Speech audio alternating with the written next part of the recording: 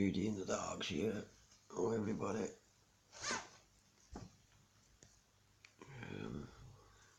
This is Mark Twain, right?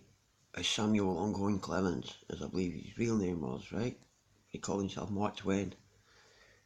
Mark Twain's like saying on the river, it's a river boating term, like on the Mississippi. For a time when he was a young man, he was a pilot on the steamboats. He always wanted to do it from being a Wayne, so that's what he did when he was a young man for a while. Mark Twain meant 2 fathoms. Mark Twain, two fathoms. So he chose that as his writing name, his nom de plume, or whatever they call it, when you choose a name for your fucking pen name. He chose Mark Twain. But this guy predicted the internet in 1898. He written a story called The London Times.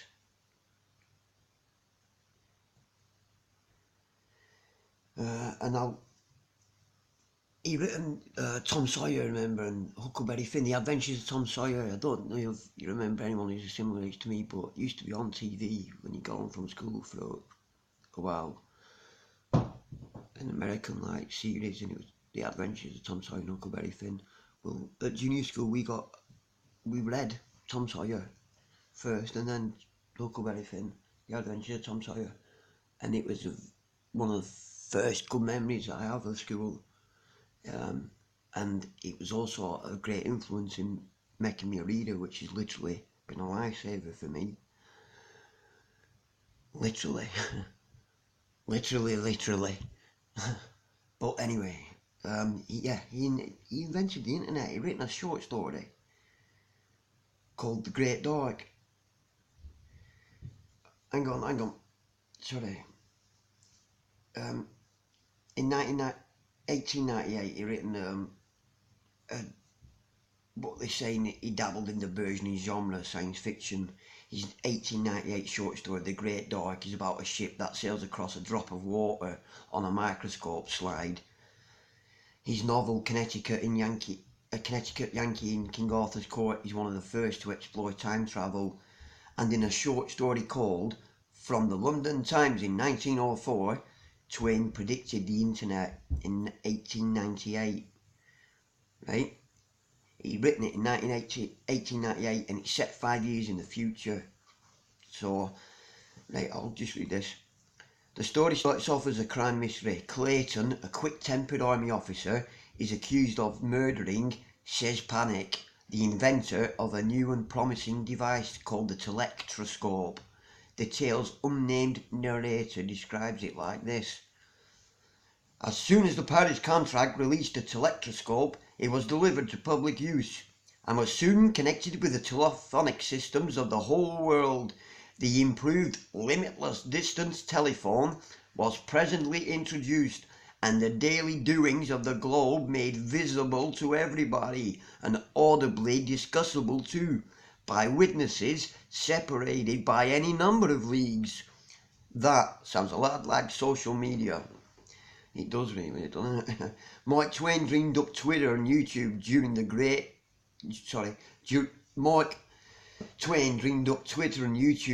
Grover Cleveland administration. Right. Facing the hangman's noose, Clayton asks for and receives a electroscope for his cell. As the narrator describes Clayton's electroscopic revelry, it sounds uncannily like a bored cubicle dweller surfing the web at work. Right, and I'll read this. This is from the book. This is the jailer talking about the prisoner. Day by day and night by night, he called upon one corner of the globe after another, and looked upon its life and studied its strange sights and spoke with its people, and realized that by grace of this marvelous instrument, he was almost as free as the birds of the air. Although a prisoner under locks and bars, he seldom spoke, and I never interrupted him when he was absorbed in this amusement. I sat in his parlour and read and smoked, and the nights were very quiet and reposefully sociable. I found them pleasant. Now and then I would hear him say, "Give me Yedo," next, "Give me Hong Kong," next, "Give me Melbourne," and I smoked on and read in comfort, while he wandered about the remote underworld where the sun was shining in the sky and the people were at their daily work. That's the fucking internet, innit? That's mental. That's mental. Wow. He lost his shirt investing in a Victorian era start-up hawking an exceedingly complex printing press called the Page Compositor, and he allowed himself to be filmed by Thomas Edison in 1909, a year before his death. He's another one, Thomas Edison, I don't fucking trust. And I think Mark Twain or Samuel Clemens were sort of CIA of the day, in a way.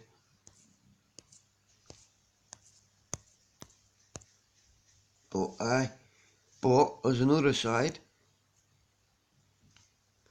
Mark Twain and the Halleys comet writer predicting his own death. Clemens was born in 1835 after an appearance of the comet.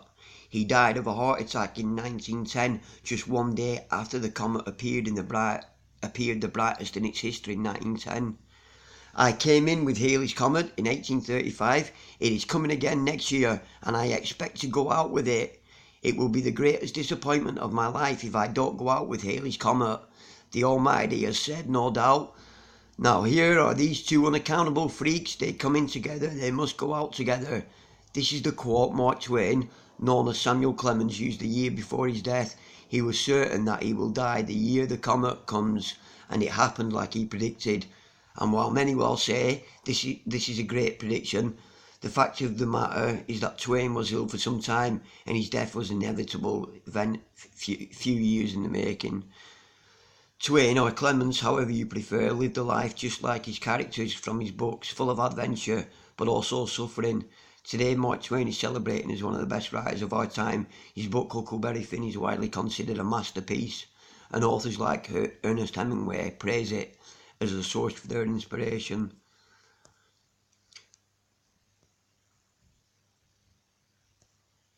And then it's here telling you all about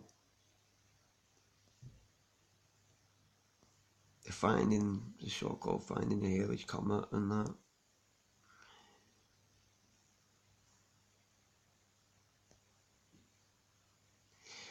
The official reason for Mark Twain's death was heart attack, but people around the famous writer are quick to point that Mark died of a broken heart. Clemens just couldn't handle everything that happened to him. Everything started with the loss of his only son in infancy, and then continued with the loss of his daughter in her teen years, another daughter in her middle life, and finally the loss of his love and wife, Olivia Langdon Clemens, 6 years before his own death. Oh. See, even successful people can have tortured fucking lives. Anyway, that's so LinkedIn Wales comment there, that should interest fucking Martin. But predicting the internet as well. Mark Twain following the internet. I remember reading about it years ago when I first got on the internet myself. I fucking came across it, looking up weird shit.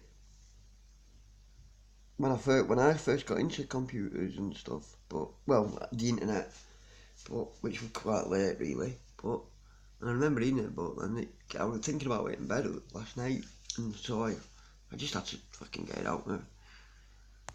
Make of it what you will, eh? Cheerio everyone, have a good day.